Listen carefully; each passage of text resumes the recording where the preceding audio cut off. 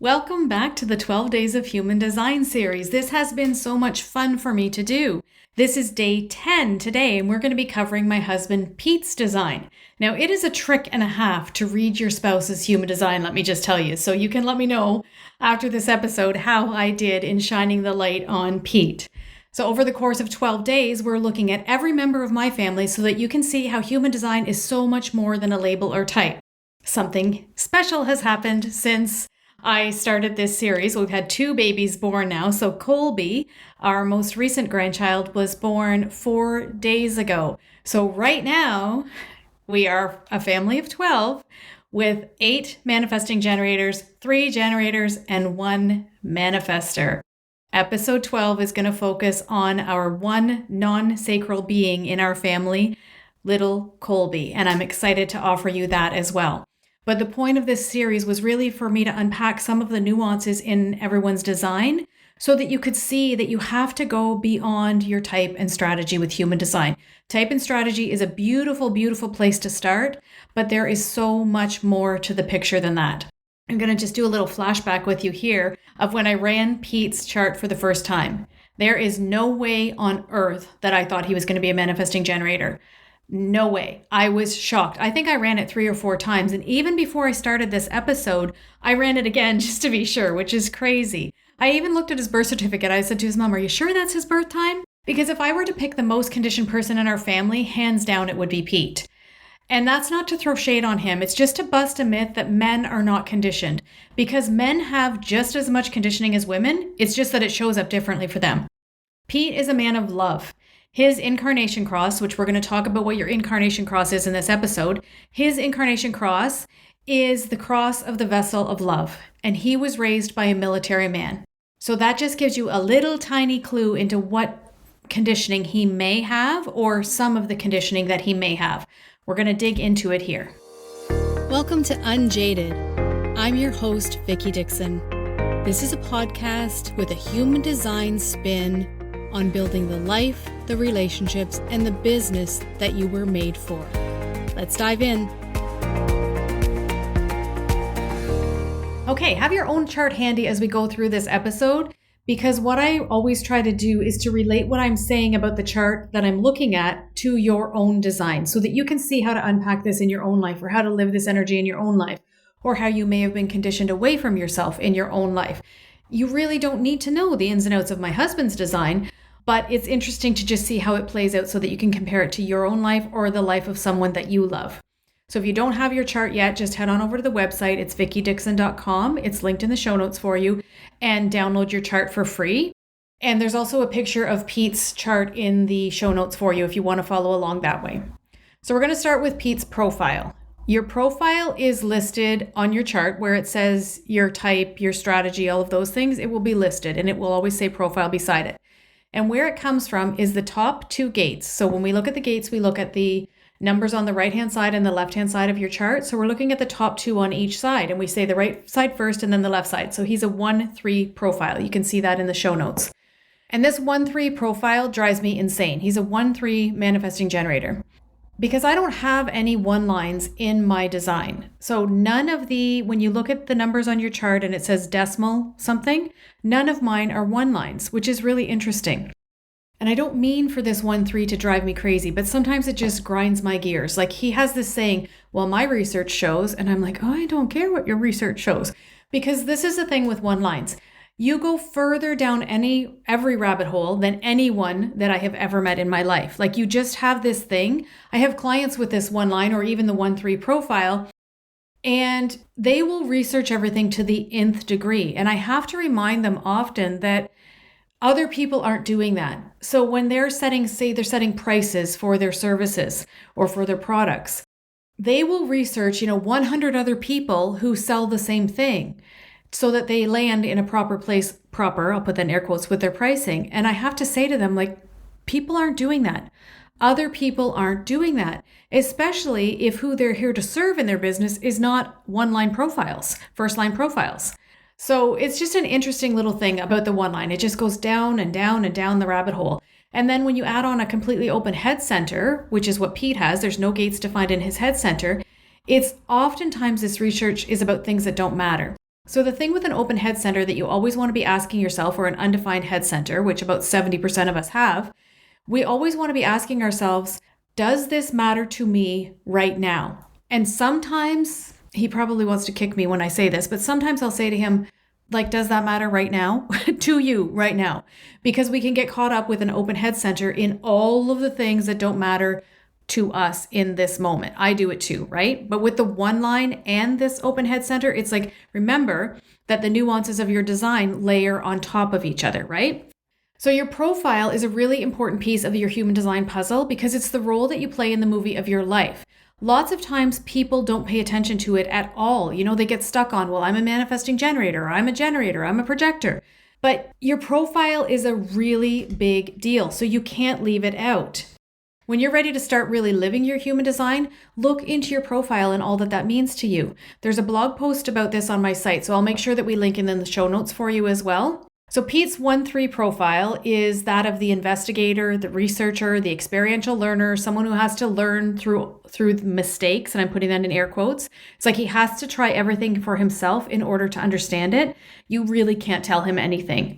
I seem to always take these series. I didn't plan to, but I seem to always take these episodes back to picture the child. Because when I look at your human design, I see the newborn child. I see in this design the little boy who came into the world so perfect and then had the world tell him all the ways that he was wrong. So we have this kid who has to learn by making mistakes. And immediately we start to condition him that he's wrong. So when I look at Pete's design, I see conundrums everywhere. I see that he has the design of someone who needs to carve his own path, walk his own road, yet he cares for his tribe deeply, and he brings energy to the collective.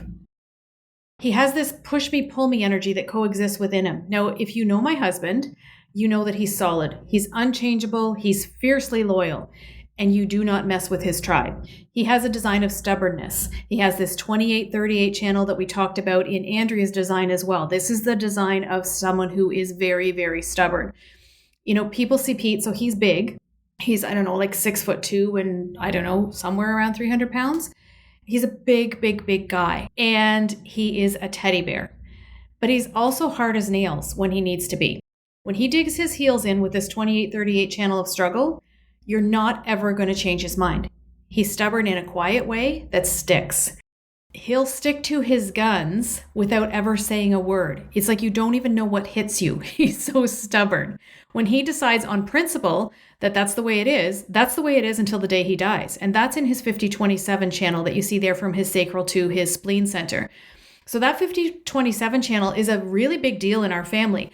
Every single member of our family at the time of this recording, except for Matt, my son-in-law, has all or part of this channel. 50-27 is tribal energy. It's Papa Bear and Mama Bear energy. It's principles, it's accountability, it's nurturing, it's healing, it's standing up for what's right for your tribe. Gate 27 is said to be the most healing energy in the body graph. And I have gate 27 defined. I don't have gate 50, I have gate 27 defined. So it's in my Mercury and my Mars, which are really significant placements. We'll probably talk about that in tomorrow's episode on me. But in matters of principle, Pete will always win because he has the entire channel. So what we call this in human design is a compromise channel. I'm said to be compromised in this position in our designs. So understanding how this energy plays in our designs has saved a lot of battles because I now know that I can't win on principle on some things. It's just not worth fighting over anymore. And that's been one of the gifts for human design for us. This energy gives Pete aura busting energy too. He has this channel and he has gate 6. So he has 3/4 of the defense circuit. He quickly and easily breaks down people's defenses. And oh my gosh, to see this in action, it's such a gift. I wish I had this. He walks through life communicating with every single person he meets. It's absolutely fascinating to watch. Strangers on the street, people in an elevator, in a restaurant. Like he just breaks down their defenses. It's like everybody's his friend. It's crazy. Here's me in the public eye in my career. Like I've been on stages. I've had a big career, big public career. But in real life, I'm not like that. If you met me on the street, I may look up and say hi, but I'm not going to be your friend in 2 minutes. Whereas Pete really is. He has all of this aura busting energy. Andrea has this too. And I just find it so fascinating to watch them when they're out in public. I wish I had that gift for connecting with people, but I don't. So Pete, like Andrea and Easton, is an empath. He feels things deeply, and this has been a big journey for us. Because here's the thing, I'm the one who's emotionally defined. I'm designed to be emotional because remember, I'm an emotional authority. My emotional solar plexus is colored in my chart, but I'm not comfortable with emotions, like most of the emotionally defined women of my generation, right? Gen Xers, there was not room for our emotions, and that's okay because that's the journey that we chose. Pete, on the other hand, is not here to be emotional, and he feels enough for both of us. He's the one who cries when the kids do something, when a baby is born, when someone gets married. At our wedding, he cried. I'm the stoic, which is completely backwards. This has been one of the biggest gifts of understanding human design in our relationship because we used to get into really tight spots because I'd mention something or want to talk about something and Pete would make a huge deal of it, thinking that it was a big deal to me, but it wasn't. I'd be sitting there thinking, what the hell just happened? Like, I don't get how this blew out of proportion. Now we know that it's because he feels emotions bigger. Remember that in your openness, you not only feel the energy from others, but you amplify it back into the field. So he's always amplifying my emotions. They feel bigger to him than they do to me. To me, they just feel like a regular part of me because I'm designed to be emotional. He's not designed to be emotional, so they don't feel natural to him. I hope that makes sense to you. I wish that we were in a room together so that I could see if your head was nodding or not, okay? So here's a tool for you if you and your partner are opposite emotionally. Now what we do is that I will preface a conversation something like this. I'll say, I need to talk to you about something and I feel it this much. And I've got my hand, when you make a teeny tiny motion with your hands, okay? And he'll say, yeah, okay. So if emotions intensify or when they intensify, we can break space. We can break auric space. We can step out of each other's aura. He can go out into the garage and bang around for a bit. I can clean something to get my energy out so that the energy dissipates. It gives us a way out. When we walk into the conversation really understanding that I'm not feeling it in a big way and he will feel it in a bigger way, it gives us a little bit more breathing room, okay? I hope that makes sense to you because 50% of the population is emotionally defined and 50% is emotionally undefined-ish. So the chances are that you have someone in your life who's the opposite of you. And this emotional center, I have found in my own human design journey and when I'm working with clients, this emotional center, I really think holds some of the most important gifts in human design. So let's talk about the incarnation cross for a minute. As I said in the beginning, Pete's incarnation cross is the cross of the vessel of love. And I am surrounded by this incarnation cross. My coach has it. Many of my clients have it. I can't get away from it. I laugh lots of times when someone comes into my world and I see that they're the cross of the vessel of love. I'm like, oh, of course. And I have those gates in my design as well, but they're not in the prominent position of the incarnation cross. So Pete's incarnation cross gates represent love of the body or the vessel that you're in, universal love, love of humanity, and love of self, behaving towards yourself as if you love yourself. It's all about loving life itself, appreciating people for who they are, and living in the present moment. And this is the energy that Pete embodies each and every day. And chances are that you are embodying the energy of your incarnation cross as well, without even knowing it. And your incarnation cross holds a big key into your purpose. So that's another place you want to dig into in your design. We do this in a reading every time. I remember the hardest time that we ever went through with one of our kids, where most people would have turned their backs or raged. Pete opened his arms and he took her in. They cried together and she walked away knowing that she was loved in spite of what was happening. I didn't have that gift for her. I crumbled, whereas Pete was able to hold her in her anger, I guess, with his love. You've never been hugged until you have been hugged by this man. Emily, our other daughter, she said that that's the thing that she misses the most about being home is that every day she would walk down the stairs and Pete would give her a great big hug. And now I'm going to cry. Me that's not supposed to be emotional. Me that's not emotional, even though I'm supposed to be. And I take that for granted lots of times with Pete because I'm not a touchy-feely person. Pete loves with every part of himself. It's how he does everything. He's also an entrepreneur. And sometimes there are sticky situations that we need to handle as entrepreneurs. We'll talk about, if he's having some situation in his business, sometimes we'll talk about it. And then I'll remind him to come from love because that's who he is at his core. It's how he's meant to move through life. So if you always come back to that incarnation cross, if you always come back to that purpose, like, why am I here? We tend to think about purpose as something we do. Should I be a teacher, a nurse, an entrepreneur, a banker, a whatever, But it's not what you do. It's who you are. It's how you show up in every situation in your life. And Pete does that beautifully. So the last thing that I'm going to share about Pete's design is actually a piece that we share. It's a big theme in his design. Remember that gates that repeat are considered themes for you. So channel 4629 is one of serendipity. I love that word. It's succeeding where others fail. It's commitment. And in its highest expression, it's devotion. And that's a theme in Pete's design. So we have this vessel of love guy who's stubborn on principle with aura-busting energy who has a theme of devotion in his design.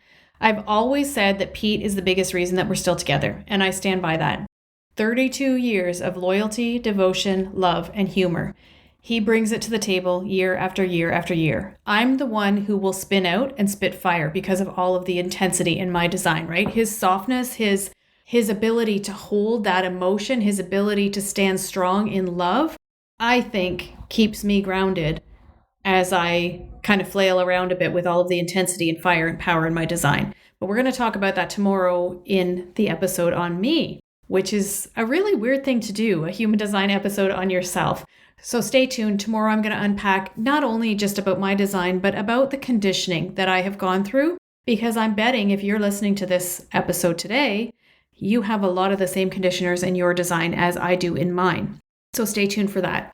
And when you're ready to dive deeply into the nuances of you, head on over to the website to book your reading. We take about 75 minutes together and we go into the depths of your design, all of the nuances, all of the ways you've been conditioned away from yourself, and how you can truly stand unapologetically in your gifts once and for all. Life is going to kick you around over and over and over and over again. Leaning into your human design and really owning your strengths is the best way to stay unjaded.